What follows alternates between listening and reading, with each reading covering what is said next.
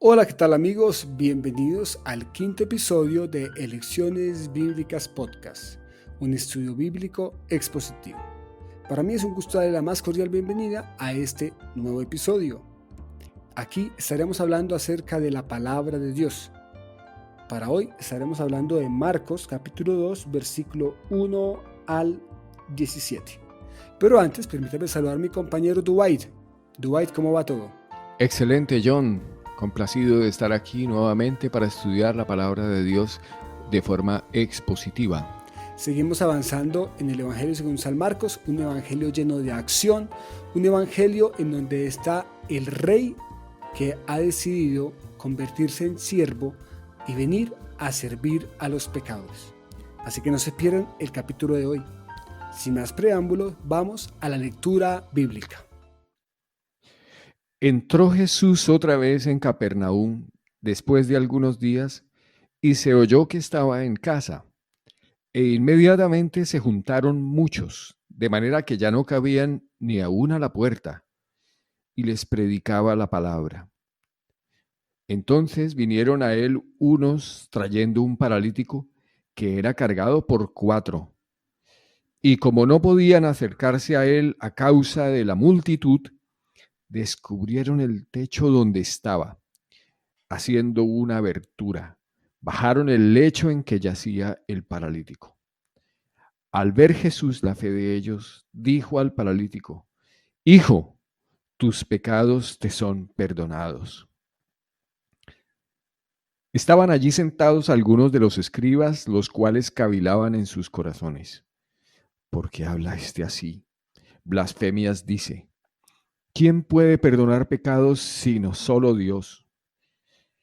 Y conociendo luego Jesús en su espíritu que cavilaban de esta manera dentro de sí mismos, les dijo: ¿por qué caviláis así en vuestros corazones? ¿Qué es más fácil decir al paralítico: tus pecados te son perdonados? O decirle: levántate, toma tu lecho y anda. Para que sepáis que el Hijo del Hombre tiene potestad en la tierra para perdonar pecados, dijo al paralítico: a ti te digo, levántate, toma tu lecho y vete a tu casa. Entonces él se levantó enseguida y tomando su lecho salió delante de todos, de manera que todos se asombraron y glorificaron a Dios diciendo: nunca hemos visto tal cosa. Después volvió a salir al mar y toda la gente venía a él y él enseñaba. Y al pasar vio a Leví, hijo de Alfeo, sentado al banco de los tributos públicos, y le dijo: sígueme. Y levantándose, le siguió. Aconteció que estando Jesús a la mesa en casa de él, muchos publicanos y pecadores estaban también a la mesa juntamente con Jesús y sus discípulos, porque había muchos que le habían seguido. Y los escribas y los fariseos, viéndole comer con los publicanos y con los pecadores, dijeron a los discípulos: ¿qué es esto? ¿Que él come y bebe con los publicanos y pecadores? Al oír esto, Jesús les dijo: los sanos no tienen necesidad de médico, sino los enfermos. No he venido a llamar justos, sino a pecadores. Bueno, Dwight, hemos hecho la lectura de los versículos que nos convocan en este capítulo, unos versículos muy interesantes en torno a el regreso de Jesús a Capernaum. Pero antes de entrar a conversar sobre estos versículos, ¿qué le parece si hablamos un poquito del texto en el contexto? Es decir, hablemos de lo que hablamos un poco el capítulo anterior. Bueno, en el capítulo pasado hablamos de la cercanía de Jesús con la gente, con sus discípulos. Miramos cómo Jesús estuvo en la casa de su amigo, de su discípulo Pedro, y sanó a su suegra, a la suegra de Pedro.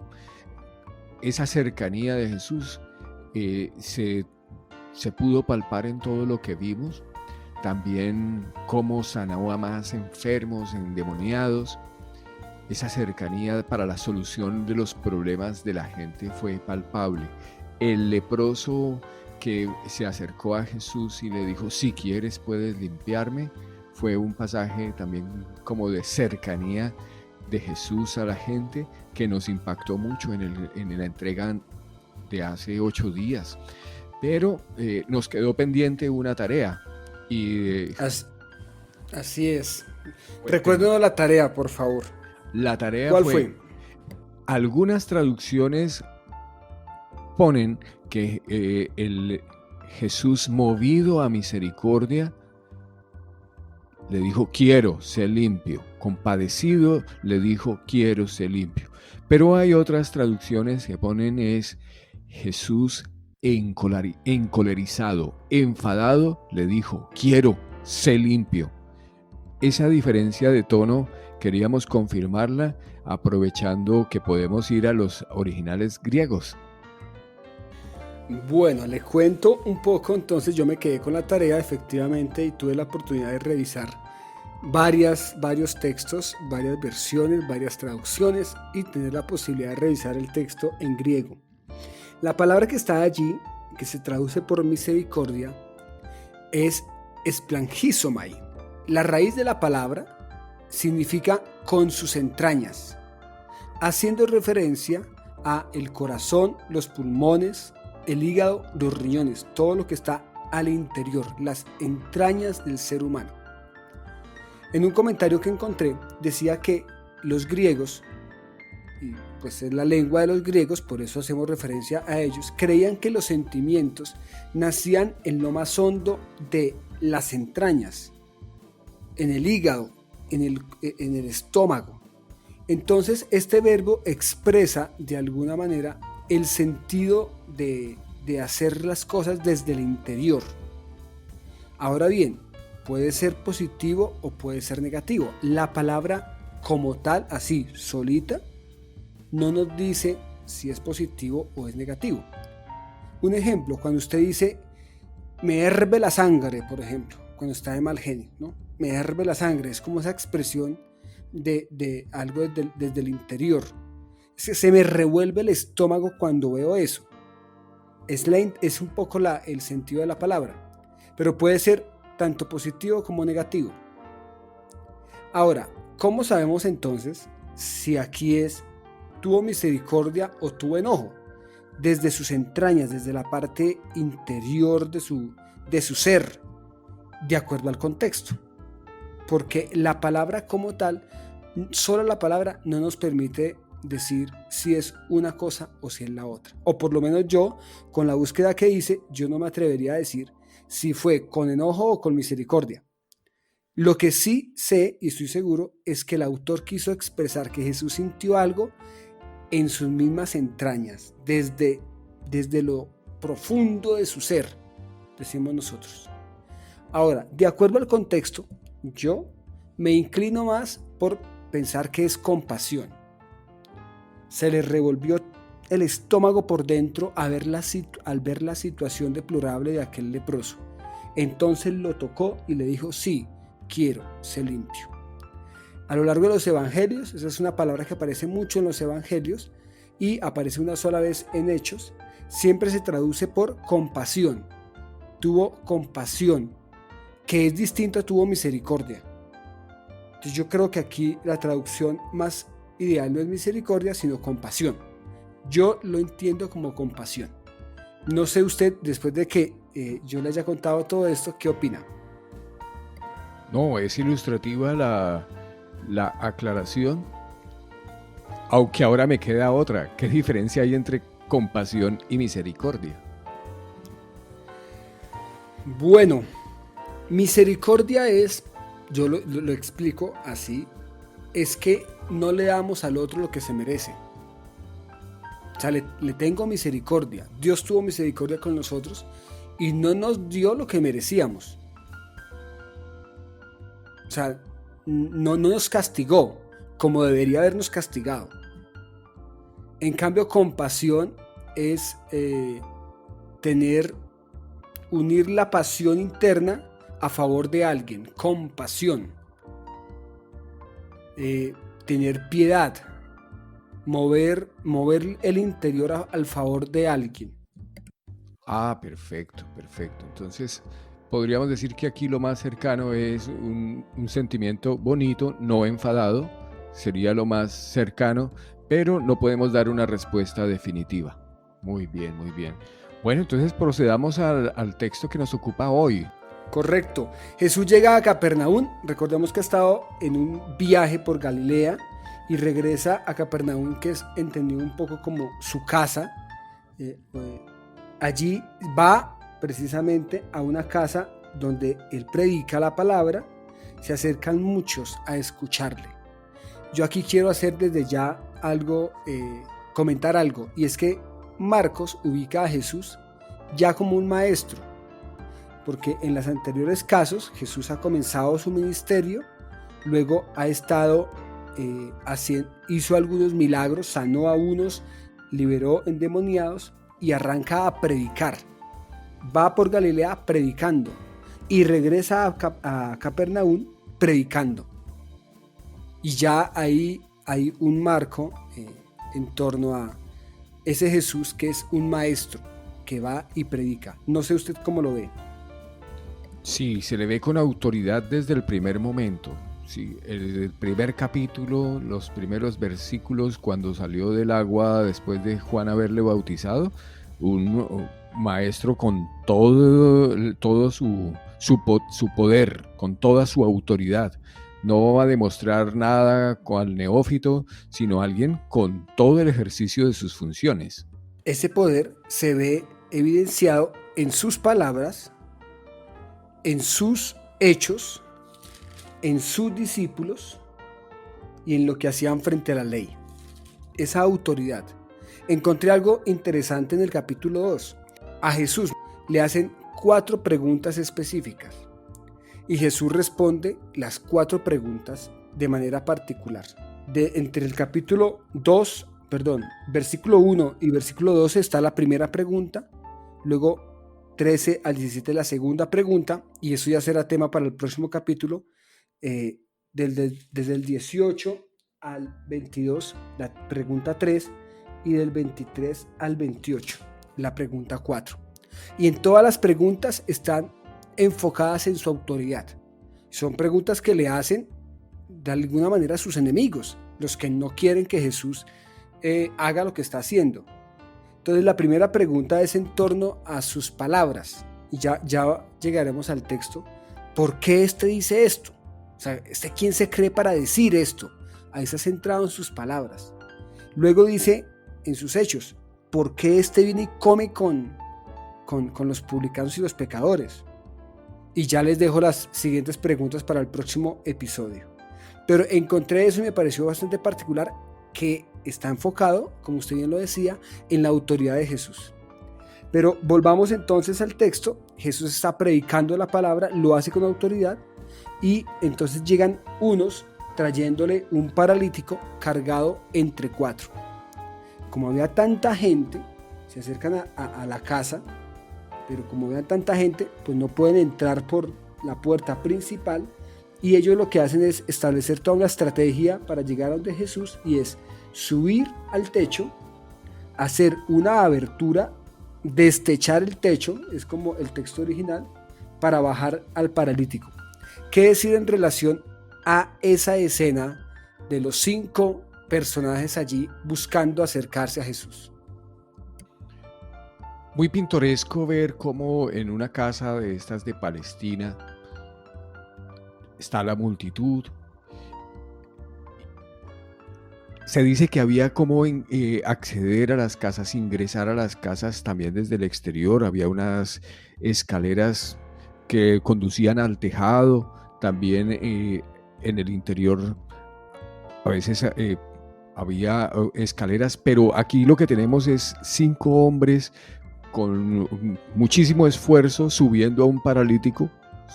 Lidiar con alguien que está en discapacidad es muy complejo, y estos hombres, estos 4, se requirieron 4 para mover a este enfermo, este hombre que estaba en discapacidad.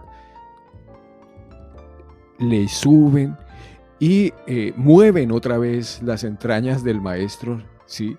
que su primera reacción es no darle solución a él, a lo que tenía, sino una solución más grande, que Dios suele hacer eso. Dios suele resolver nuestros problemas desde una perspectiva más general, más grande. Eso es una característica muy especial de nuestro Señor. Y en este cuadro, Él ofrece esa solución superior a lo que ellos estaban buscando. ¿Sí? Les dice, oye, hijo, tus pecados te son perdonados. Es como ver otra vez las entrañas del Maestro moviéndose en misericordia, en compasión al necesitado.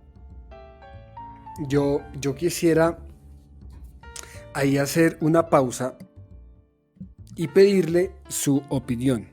Este hombre o los 5 hombres que se unieron para ir donde Jesús, ¿iban por el perdón? No, para nada. Ellos iban por la condición de salud que querían arreglar. Yo no me imagino la cara del paralítico. Llega Jesús, llegan, abren el techo, que es todo el trabajo. Jesús está allí en la casa enseñando y de un momento a otro comienza a sonar algo, están rompiendo, todo el mundo mira hacia arriba, ¿qué está pasando? Todo eso lo desbarataron, destecharon, bajan al paralítico, el paralítico está frente a Jesús, Jesús mira hacia abajo, arriba están los 4 hombres que con todo su esfuerzo, y ellos van por la sanidad. Y Jesús lo mira y le dice, hijo, tus pecados te son perdonados, que es una frase mucho más profunda, ya lo veremos, pero ellos iban, era por la sanidad. Y aquí Jesús como que rompe el paradigma y le da el perdón. Pero ¿qué pensaría ese paralítico? He perdido mi viaje. Yo no vine... ¡Claro! Yo creo que sí.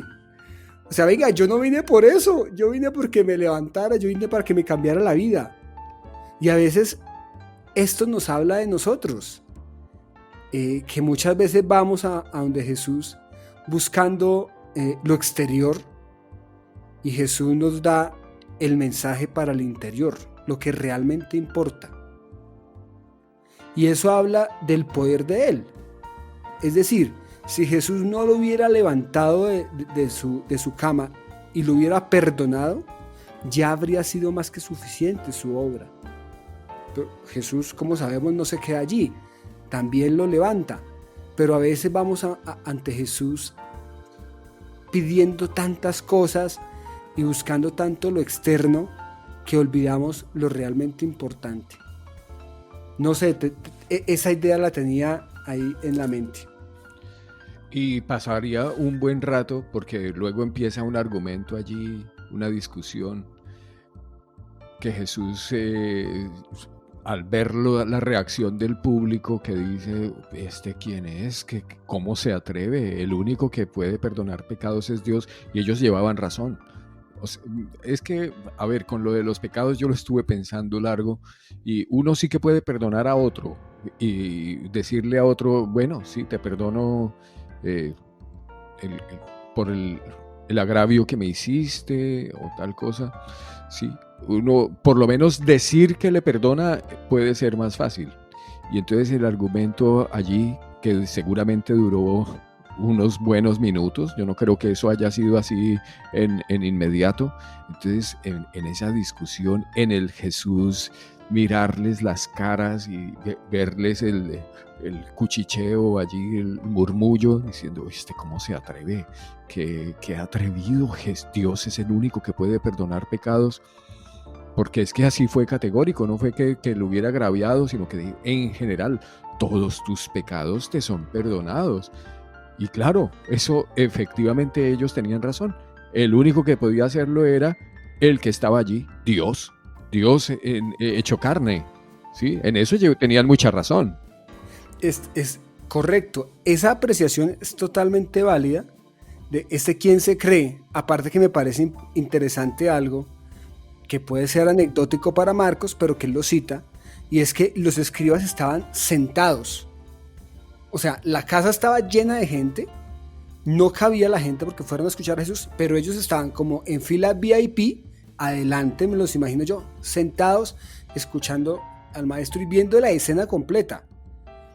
Y nunca se pusieron a pensar en, oiga, paralítico vino, vea todo lo que hicieron. No, ellos se enfocaron con un argumento válido precisamente en las palabras de Jesús. Y ahí viene la primera pregunta que pone en duda la autoridad de Jesús y quién es Él. Que le dicen, venga, no, y aparte lo piensan simplemente, o sea, no es que se lo digan de frente, sino que lo maquinan en su cabeza. ¿Por qué habla así? Se les ven las caras. Claro, correcto, se le ven las caras. Jesús, que conoce el corazón de la gente, les va a responder después, pero lo que ellos están diciendo con un argumento válido, como usted bien lo dice, es solo Dios puede perdonar pecados. Y es que la ley y los profetas es muy clara en eso. Solo Dios puede perdonar pecados. O sea, ¿quién se cree? ¿Qué tan atrevido? O sea, a ver, ¿de dónde sale que se le ocurre salir con semejante frase de tus pecados te son perdonados? Pero es curioso porque precisamente en lo que hemos venido estudiando acerca de la autoridad de Jesús, pues justamente Él tiene esa autoridad y para eso ha venido, para perdonar los pecados. Todo su sacrificio en la cruz del Calvario que posteriormente hará, el haberse hecho carne, que en sí es una cuestión humillante, pero sí que tenían como que llevaban, además de llevar razón, porque Él decirlo que te perdono los pecados era muy fácil, hacerlo era una cosa milagrosa y enorme, que fue una historia desde Génesis hasta el momento en que lo tenían allí, porque la promesa de restauración que se tuvo línea por toda la historia bíblica, que se le prometió a Abraham, que en tu simiente serán benditas todas las naciones, a David, acerca de que de su simiente pues se levantaría un rey como él, para que reinaría con días sin fin, días para toda la eternidad. Todo ese proceso es el proceso necesario para el perdón de los pecados. Entonces, era el decirlo, la autoridad del decir y el hacer. Te digo, tus pecados te son perdonados, pero es que el hacer, de verdad, tenéis razón, es un hecho milagroso que solo Dios puede hacer. Entonces, esa es la autoridad de Jesús. Esa es la autoridad de Jesús. Y para ratificar que Jesús es Dios, para dejarlo claro, Él les dice, bueno, conociendo sus pensamientos, les dice, venga, ¿ustedes por qué cavilan así? ¿Por qué piensan de esa forma? Y Jesús aquí responde a la pregunta con una pregunta retórica, no nos va a dejar contestar y les dice, listo, pensemos, ¿qué es más fácil decir al paralítico? Y aquí vuelve el tema de la facilidad para decir cosas. No es la facilidad para hacer en el momento, sino la facilidad para decir, porque lo que se estaba preguntando era ¿por qué Jesús dice eso? Todo se ha centrado en sus palabras. ¿Qué es más fácil? Decir, tus pecados te son perdonados, o decirle, levántate, toma tu lecho y anda. Como usted bien lo menciona hace un momento, pues lo más fácil era decir lo que no se puede ver, que es tus pecados te son perdonados. Entonces Jesús les dice, para dejar clara su autoridad, les dice, pues les voy a decir algo, para que sepan, para que les quede muy claro que el Hijo del Hombre tiene todo poder en la tierra para perdonar pecados. Otra versión dice, para hacer las dos cosas, es decir, para sanarlo y para perdonarlo, o en orden, para perdonarlo y para sanarlo. Mira al paralítico y le dice, a ti te digo, levántate, toma tu lecho y vete para la casa. El hombre se levantó enseguida y tomando su lecho salió delante de todos, de manera que todos se asombraron y glorificaron a Dios diciendo, nunca hemos visto tal cosa. Yo no quisiera hacer publicidad de nuestros documentos, pero hoy tengo que hacerlo porque hay un texto escrito de Lecciones que tenía ese título. Jesús dice y se hace. Y es un eco de un versículo bíblico que dice, Dios dijo y fue hecho. Él mandó y existió. El Génesis 1 es un relato de todo eso. Sea la luz y fue la luz. Y aquí Él dice, levántate, toma tu lecho y anda. Pues se levanta, toma su lecho y anda. ¿Tus pecados te son perdonados? Pues efectivamente, sus pecados le son perdonados.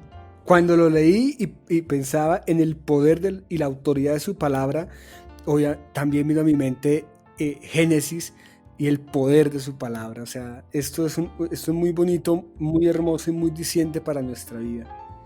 Y efectivamente ese es el Dios que tenemos, es un Dios maravilloso, que tiene toda autoridad y que por el poder de su palabra hizo todo lo que vemos y que dice y sucede. Pasemos al siguiente episodio. Jesús sale de allí, va al mar, la gente le sigue y él sigue enseñando.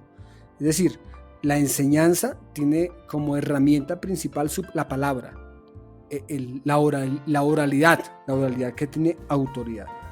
Al pasar, vio a Leví, hijo de Alfeo, sentado al banco de los tributos públicos y le dijo, sígueme.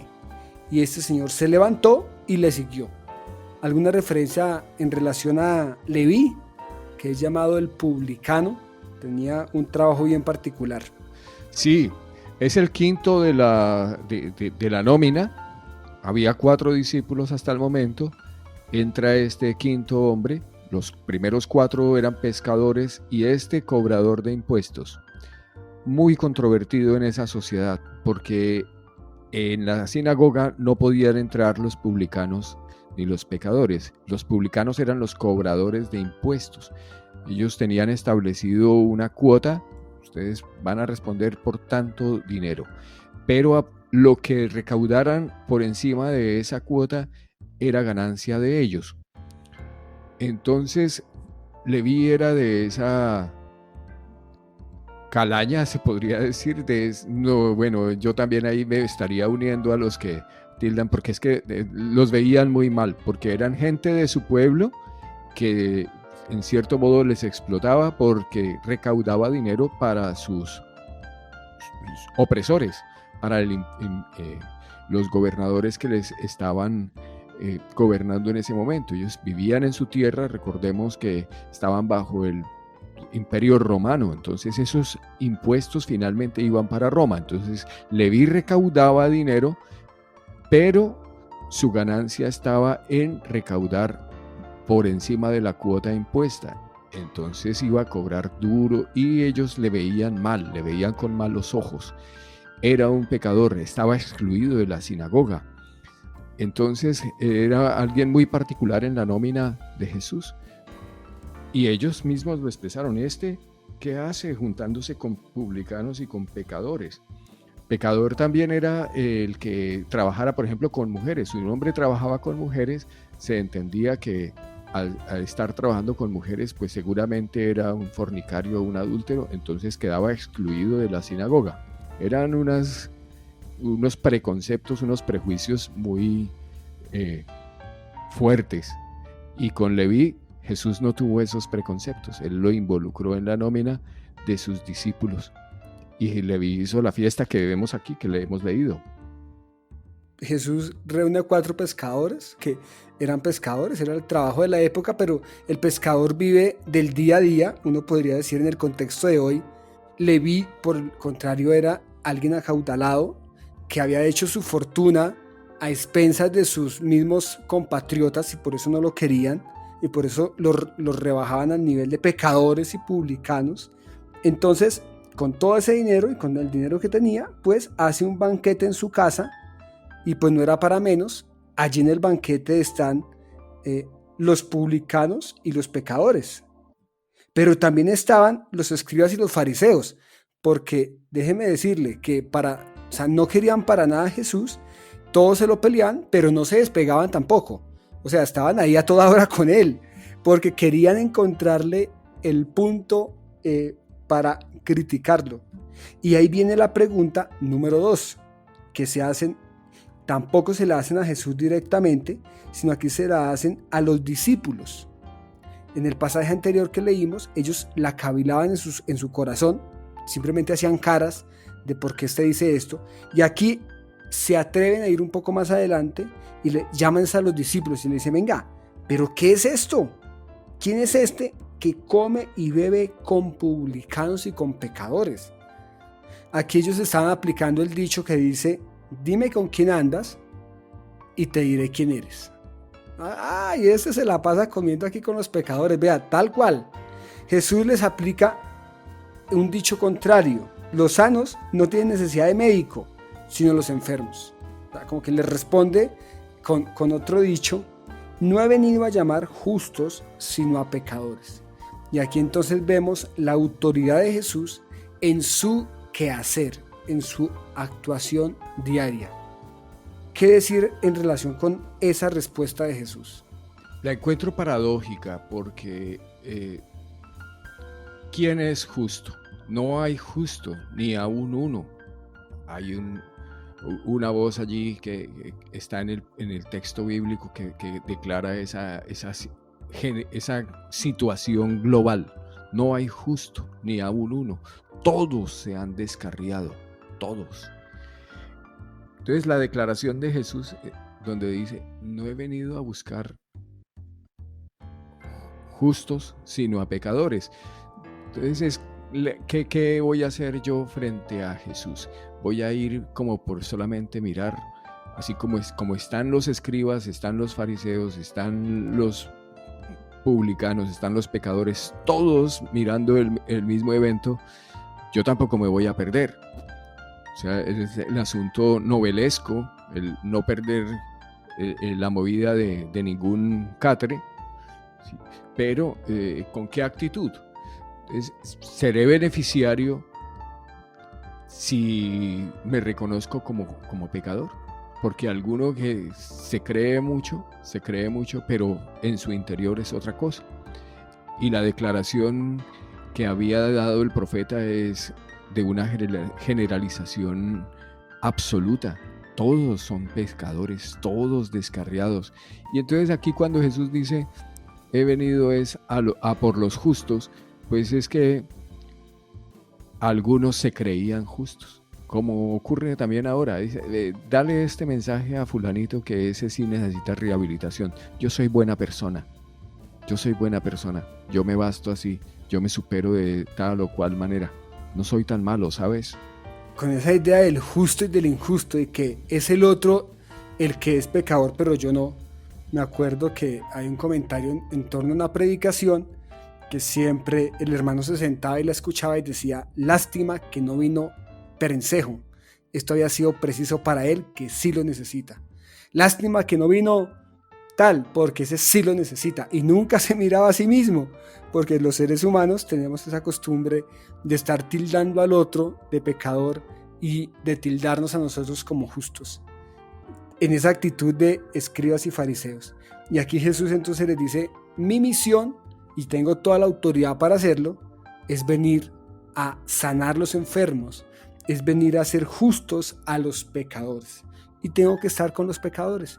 Y ahí entonces se ve a ese Jesús también siervo del que habíamos hablado en capítulos anteriores.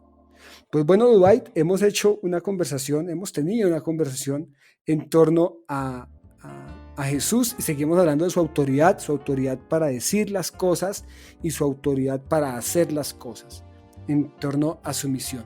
Yo creo que ya es tiempo para que tengamos la lección del día de hoy y que usted nos comparta también la elección a la cual estamos invitados. Adelante. Solemos esforzarnos muchos por las cosas, por un bien que perseguimos. Los 5 hombres que mirábamos hoy, que con mucho esfuerzo ayudaron al paralítico para alcanzar las obras de Jesús, es decir, aquí hay una oportunidad, vamos a aprovecharla. Así todos nos esforzamos en hacer lo que podemos por nuestra salud o por nuestro bienestar. Cantidad de cosas que perseguimos en la vida. Y Jesús está mirando eso con las entrañas dispuestas a decir, no, yo te quiero ofrecer algo mejor. Yo te quiero ofrecer algo que trasciende a la vida eterna.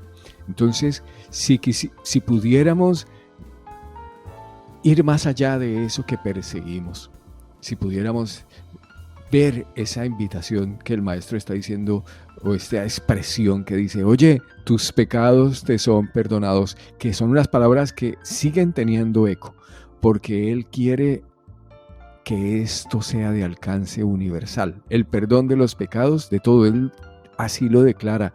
No quiero la muerte del pecador, quiero que todos se arrepientan y vivan.